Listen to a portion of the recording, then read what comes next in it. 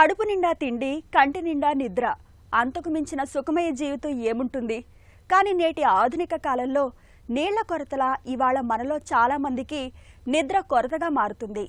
కంటి నిండా కునుకు కరువై నిశాచర జీవితాలు గడుపుతున్నారు. మన శరీరానికి తిండి, నీరు ఎంత అవసరమో చాలినంత నిద్ర కూడా అంతే అవసరం. నిద్ర లేకపోతే శరీరం చిక్కిపోతుంది. శారీరకంగా, మానసికంగా అనేక రుగ్మతలు మొదలవుతాయి. కారణాలేవైనా కావచ్చు, కానీ ఇవాళ మనలో చాలా మందికి నిద్రలేమి అన్నది ఒక శాపంగా మారుతుంది. నిద్ర లేక, నిద్ర రాక స్లీపింగ్ పిల్స్కి అలవాటు పడుతున్నారు చాలామంది. ఈ నేపథ్యంలో నిద్రలేమి జయించడానికి ఏం చేయాలో ఇప్పుడు తెలుసుకుందాం.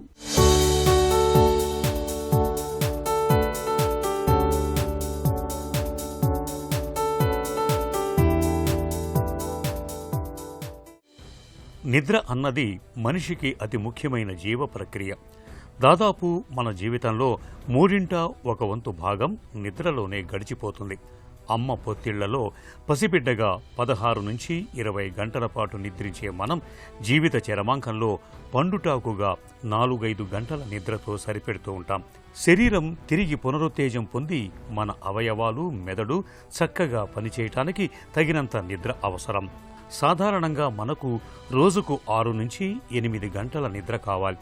అయితే కొందరికి 4 గంటల నిద్ర సరిపోవచ్చు. మరికొందరికి 6-7 గంటలు చాలు. కొంతమందికి 8 గంటలు నిద్రపోతే గాని ప్రాణానికి సుఖంగా ఉండదు.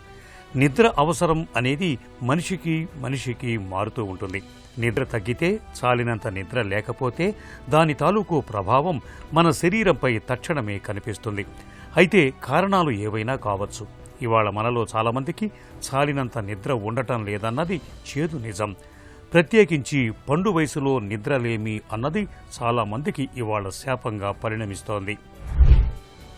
ఎవరికైనా, ఏ శరీరానికైనా మన రెస్ట్ అనేది చాలా ఇంపార్టెంట్ అండి. హ్యూమన్ బాడీకి minimum of 5 to 7 hours of sleep అనేది చాలా ఇంపార్టెంట్. ప్రతి బాడీ పార్ట్ మన ఫంక్షనింగ్ కానీ, మెటబాలిజం బాగుండాలన్నా కానీ, సో మన కాన్సన్ట్రేషన్ అన్నీ బాగుండాలంటే స్లీప్ అనేది చాలా ఇంపార్టెంట్. సో స్లీప్ స్టేజెస్ వచ్చేసి మనకి స్లీప్ అనేది ఒక సైకిల్స్గా వెళ్తుందండి. ఒక 90 to 120 minutes ఉంటుంది ఈ సైకిల్ అనేది. సో ఈ సైకిల్ ఎలా ఉంటుందంటే నాన్ REM స్లీప్ అంటారు. సో అది 3 స్టేజెస్లో ఉంటుంది. NREM, తర్వాత REM అంటే ర్యాపిడ్ ఐ మూమెంట్ స్లీప్ అనమాట. అది ఒక స్టేజ్లో ఉంటుంది. సో ఈ 4 స్టేజెస్ అనేవి మనకి సైక్లికల్గా జరుగుతూ ఉంటుంది నైట్ అంతా. ఈ సైకిల్స్ అనేవి మొత్తం ఒక 4 to 6 సైకిల్స్ వెళ్తాయి అన్నమాట.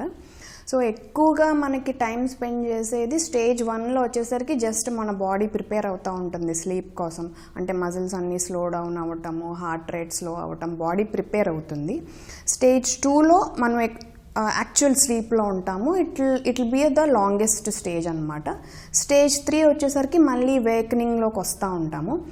REM అంటే ర్యాపిడ్ ఐ మూమెంట్ అనేది ఏంటంటే డ్రీమ్స్ ఎక్కువ ఉంటాయి మనకి. సో ఒక్కొక్కళ్ళు ఒక్కొక్క స్టేజ్లో ఎక్కువ టైం స్పెండ్ చేయటం, ఒక్కొక్కళ్ళు తక్కువ ఉంటుంది. సో ఈ సైకిల్స్ అనేది నైట్ అంతా మనకి 4 to 6 ఉంటే మనం గుడ్ స్లీప్లో ఉన్నట్టు లెక్క అనమాట.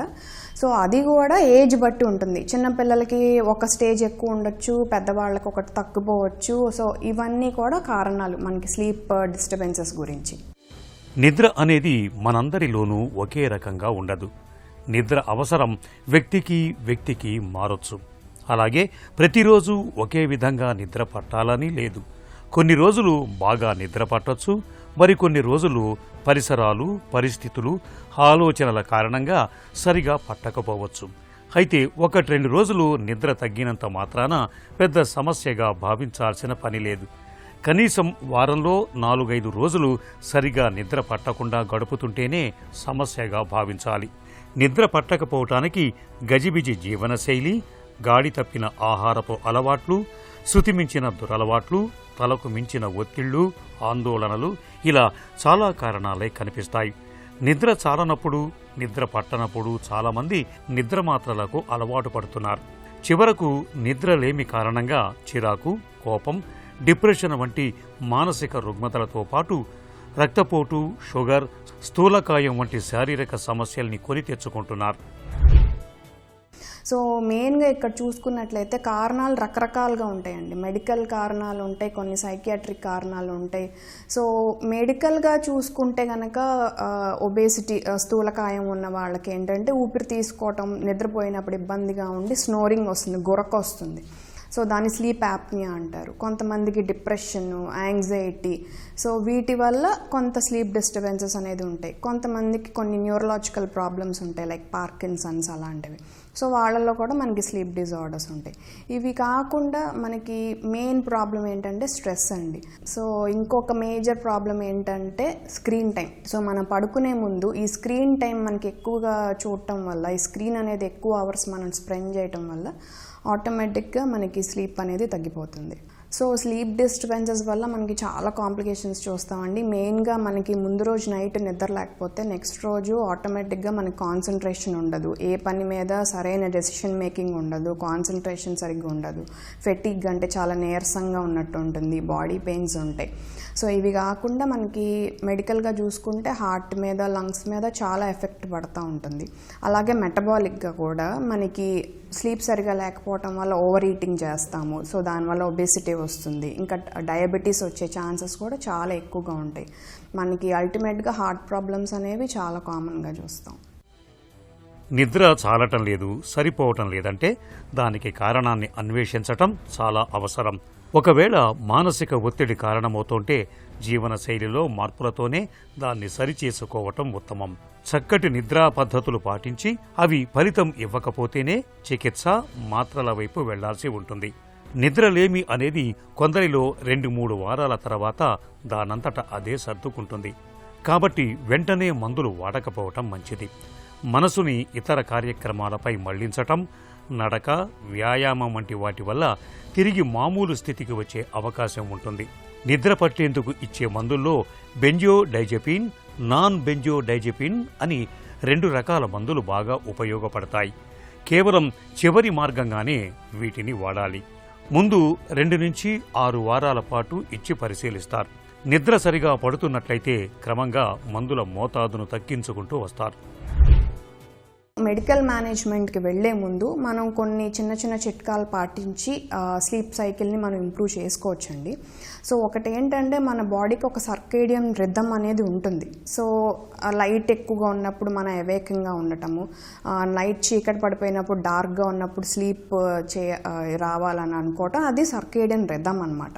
సో దాని ప్రకారంగా మన బాడీ ఒక పీనియల్ గ్లాండ్ నుంచి మెలటోనిన్ అనే హార్మోన్ రిలీజ్ చేస్తుంది. సో అది నైట్ అయితే ఆ హార్మోన్ ఎక్కువ రిలీజ్ అవటం వల్ల మనం స్లీప్లోకి వెళ్తాం. సో ఆ టైంలో మనం ఎక్కువ స్క్రీన్ చూడటం వల్ల లేదా ఫ్లాష్ ఆఫ్ లైట్స్ కానీ ఎక్కువ లైట్స్కి ఎక్స్పోజ్ అయితే ఆ మెలటోనిన్ రిలీజ్ అవ్వటం తగ్గిపోయి మనకి నార్మల్గా స్లీప్ అనేది రాకుండా ఉంటుంది, మనకి ఇబ్బందులు పడతాం. సో అందుకని ఇక్కడ మనం చేయాల్సింది ఏంటంటే మనము పడుకునే ఒక 2 అవర్స్ ముందు నుంచి ఎటువంటి స్క్రీన్స్ కానీ ఎక్కువ ఫ్లాషెస్ ఆఫ్ లైట్స్ కానీ ఎక్స్పోజ్ అవ్వకుండా ఉంటే మనకి చాలా డిఫరెన్స్ కనిపిస్తుంది. పడుకునే ముందు కొంచెం మెడిటేషన్ చేయటం, లేదా ఒక బుక్ చదవటం, లేదా ఒక జర్నల్ రాయటం, ఇలాంటి సింపుల్ హ్యాబిట్స్తో కొంత ఇంప్రూవ్ చేసుకోవచ్చు. అప్పటికి కూడా మీకు ఇంప్రూవ్ అవ్వట్లేదు అంటే కనుక నెక్స్ట్ రిసార్ట్ వచ్చేసి మెడికేషన్ తీసుకోవటం. సో మెడికేషన్ అనేది ఏంటంటే ఫస్ట్ జనరల్గా ఏంటంటే మన బాడీలో ప్రొడ్యూస్ అయ్యే మెలటోనిన్ లాంటివి డ్రగ్స్ ఫస్ట్ స్టార్ట్ చేస్తే మంచిదండి. వీటికి ఏంటంటే బాడీలో రిలీజ్ అయ్యే హార్మోన్ లాంటిదే కాబట్టి సైడ్ ఎఫెక్ట్స్ తక్కువగా ఉంటాయి.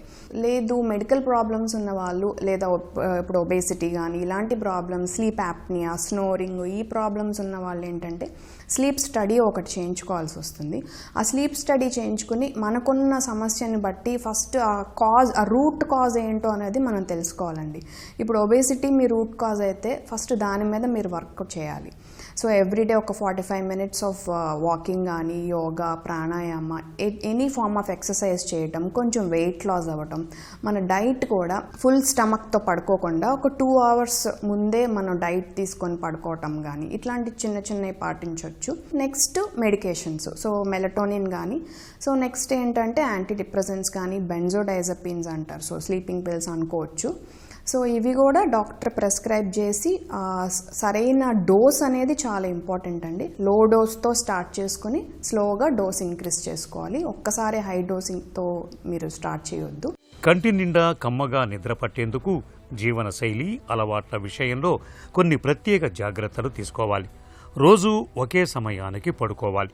రోజు పడక మీదకి చేరటానికి ముందు ఒకే రకమైన పనులు అంటే స్నానం చేయటం, పుస్తకం చదవటం, సంగీతం వినటం వంటివి చేస్తే శరీరం త్వరగా నిద్రకు సన్నద్ధమవుతుంది.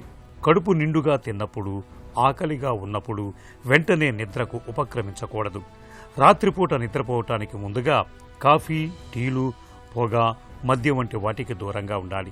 పడక గది చల్లగా ప్రశాంతంగా ఉండేలా చూసుకోవాలి. ఎక్కువ వెలుగునిచ్చే లైట్లు ఆర్పేయాలి. పగటిపూట ఎక్కువసేపు నిద్రపోతే రాత్రిళ్లు నిద్ర పట్టడం కష్టం. ఒకవేళ పగటిపూట కునుకు తీసినా 10 నుంచి 30 నిమిషాల కన్నా ఎక్కువసేపు పడుకోకూడదు. రోజు క్రమం తప్పకుండా వ్యాయామం చేస్తే త్వరగా నిద్ర పట్టడానికే కాదు, గాఢ నిద్రకు దోహదం చేస్తుంది. అయితే కాసేపట్లో నిద్రపోదామనగా వ్యాయామం చేయకూడదు. మానసిక ఒత్తిడి నిద్రకు భంగం కలిగిస్తుంది. అందువల్ల ఒత్తిడిని తగ్గించుకునే మార్గాలపై దృష్టి సారించాలి. ఇలా అన్ని రకాలుగా తగిన జాగ్రత్తలు తీసుకుంటే నిద్ర రాకపోవటం అనే సమస్యే ఉండదు.